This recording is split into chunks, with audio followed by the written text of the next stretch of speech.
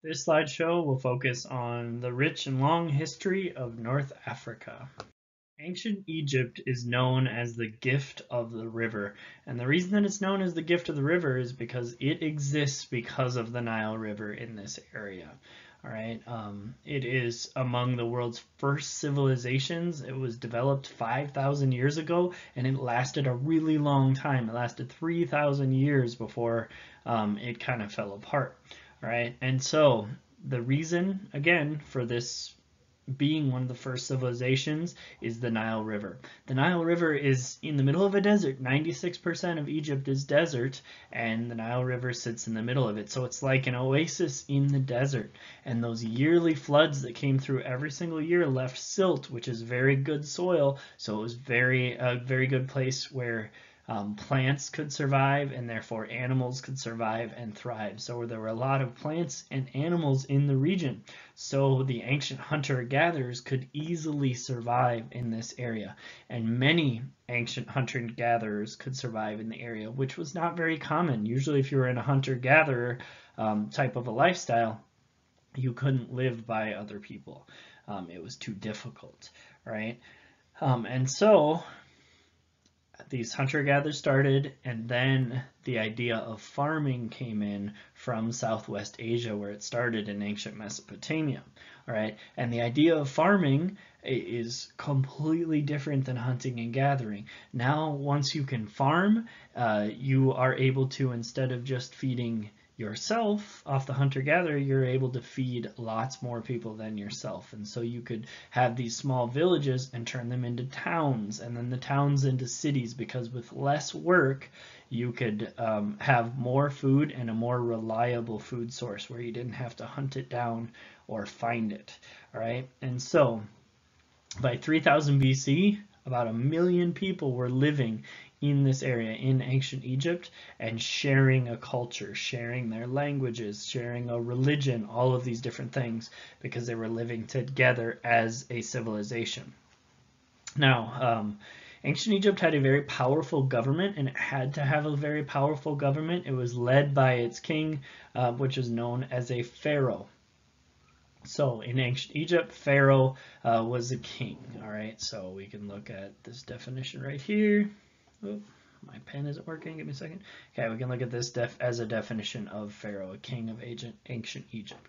All right, and they needed it. They had to have a strong government. They had to have a strong person in government, and really a single leader worked the best, because they had to make sure that everybody was going to work to make the land off better, or better off for everybody. But there were huge projects that meant everybody had to work without a whole lot of benefit to themselves, right? And so a single leader came in as Pharaoh and was able to tax people and use slavery of its people and force people to work in order to build irrigation canals, which would bring water to the crops and allow the farms to be larger, which would allow the cities and the whole civilization to be larger. And also, they used this to build these giant temples to the gods and tombs, and usually these temples and tombs went together. The pyramids were both temples to the gods and tombs for the pharaohs, where the people, or where they would put their bodies after they died.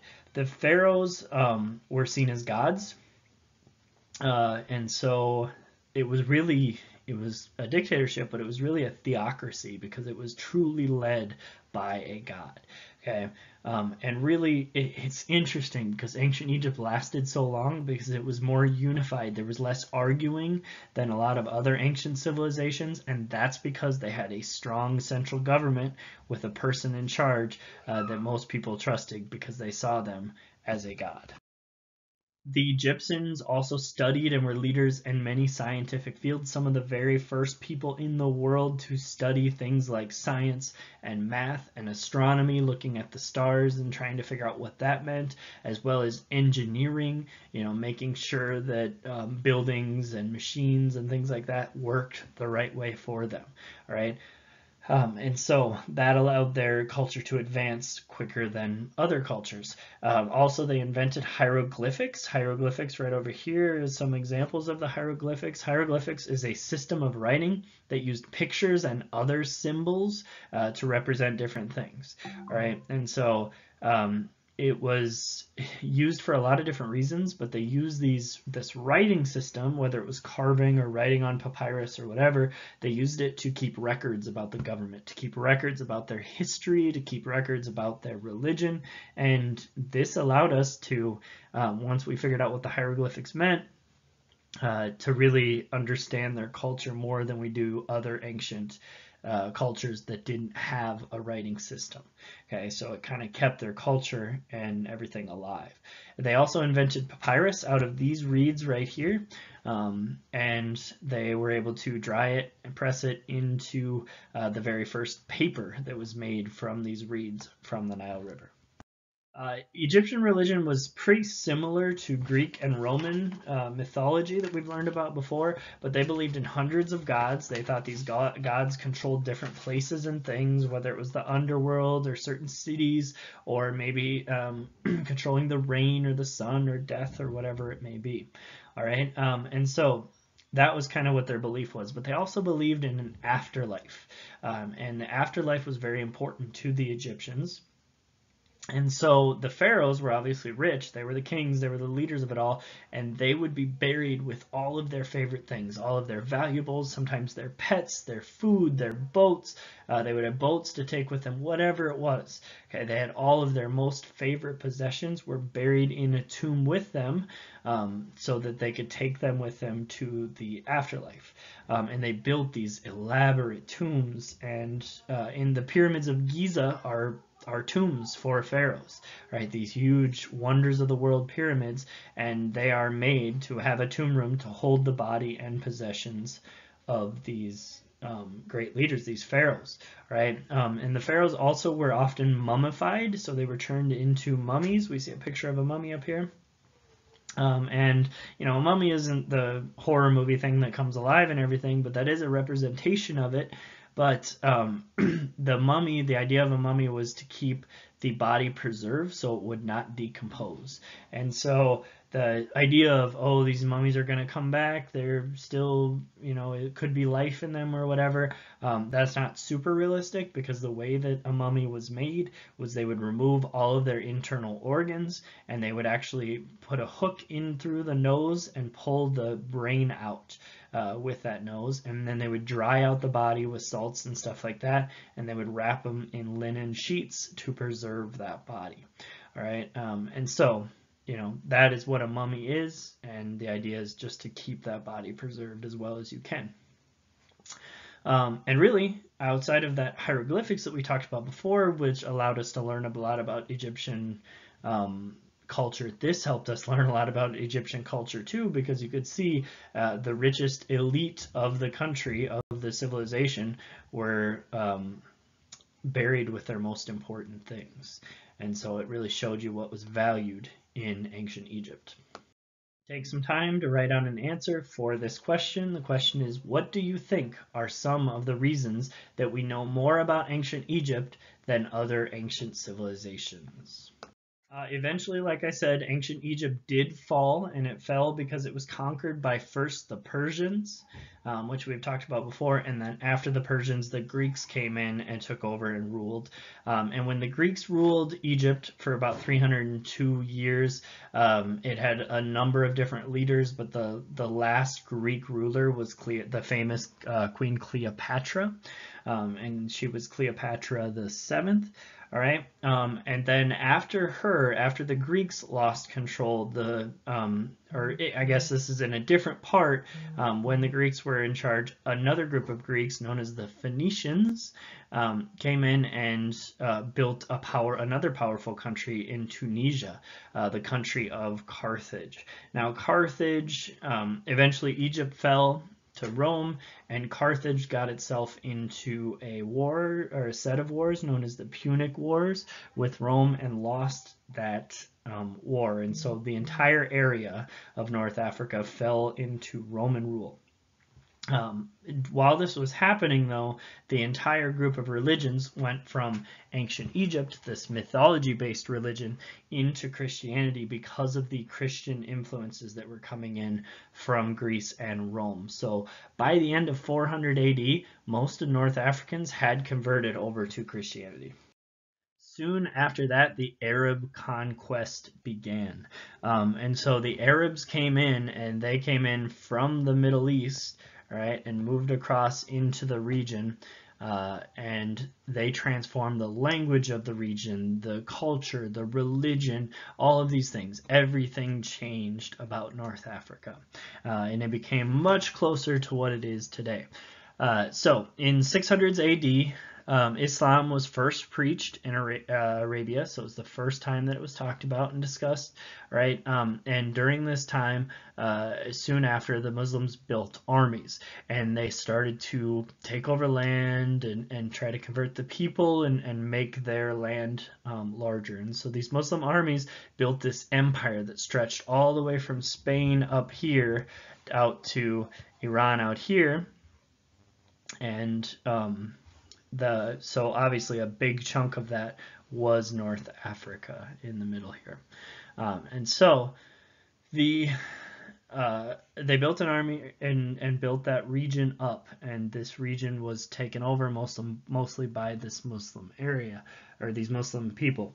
And so the religious leaders and merchants followed after the army, and they started to build up the area. And so they built trading centers, and they built mosques, which is the word for an Islamic house of worship, right? And as they're doing this, they were spreading Islam to all of the people, to the Egyptians as well as the Berbers, and the Berbers are just an indigenous group in Western North Africa, and they were starting to build, or not only spread their religion, but also spread their language, because the Arabic language started to take hold and take over in North Africa. So during this time, North Africa became the most important and culturally productive part of the entire Muslim empire.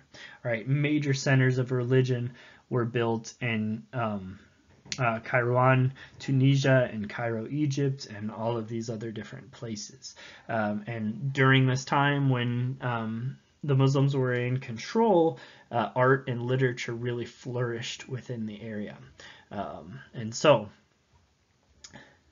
the other thing that the Arabs did is they figured out that if they could get the trans-Saharan, across the Sahara caravan route of trading set up, then they would have way more customers and way more trade ability. And so they did this, and what this did is it linked the northern part of Africa to the rest of Africa through trade. Then in the 1800s, the Europeans came in to colonize this area, as we've talked about with much of the rest of Africa.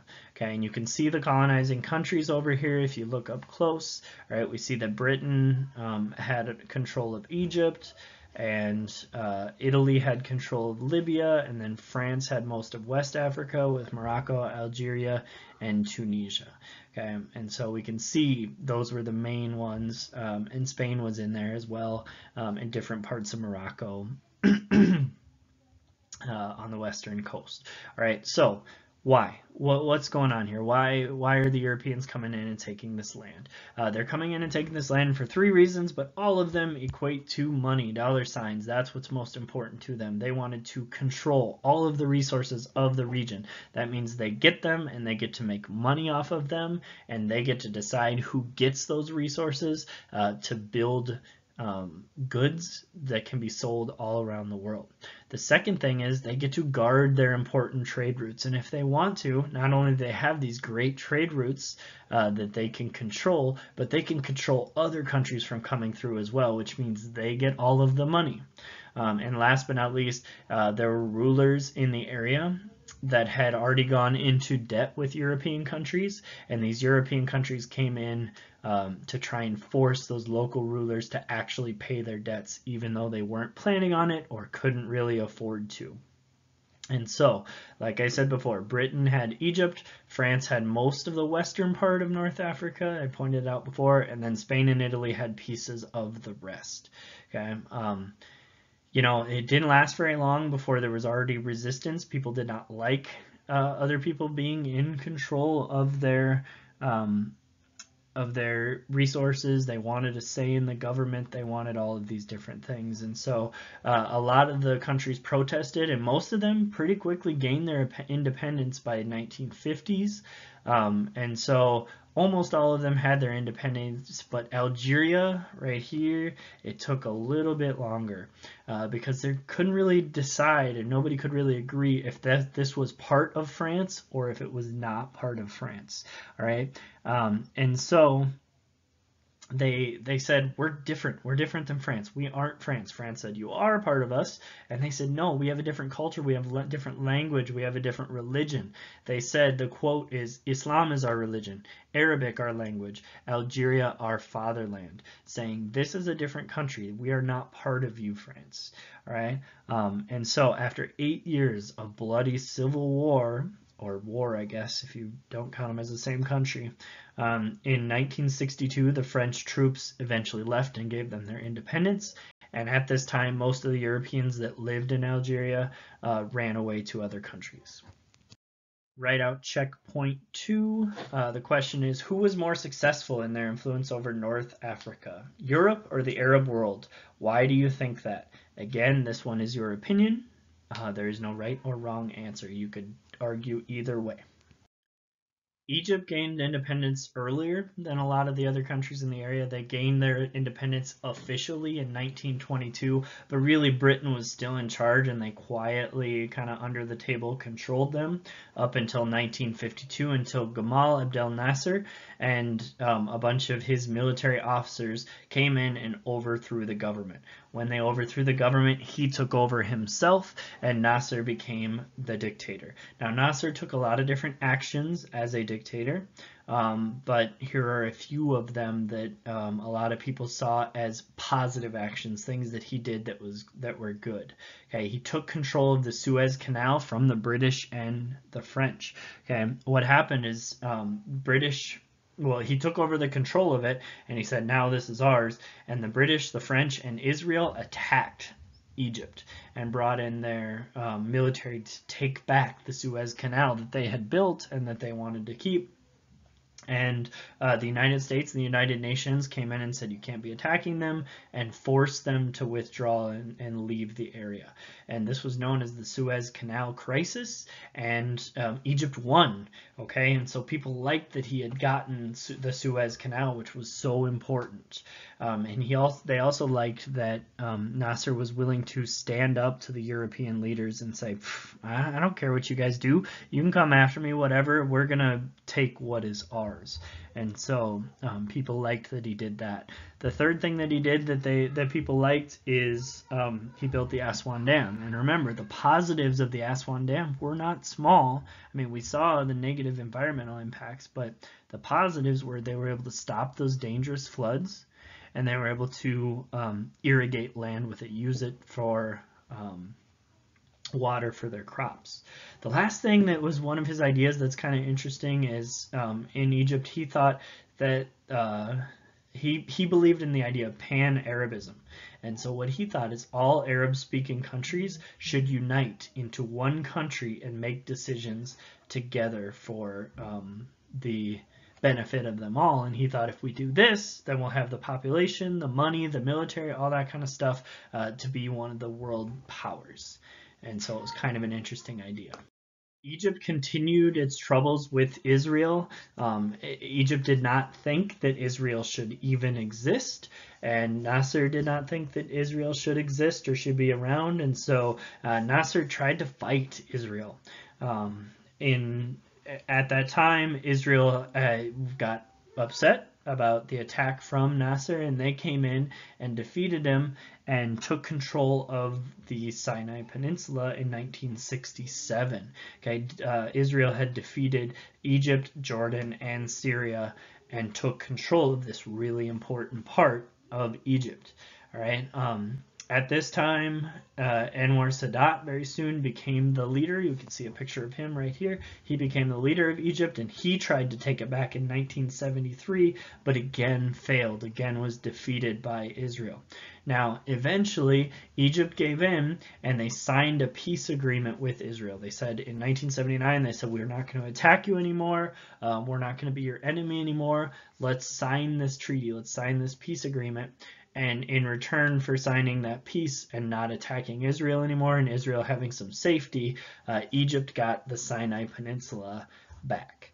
And so that was kind of the trade-off between Egypt and Israel.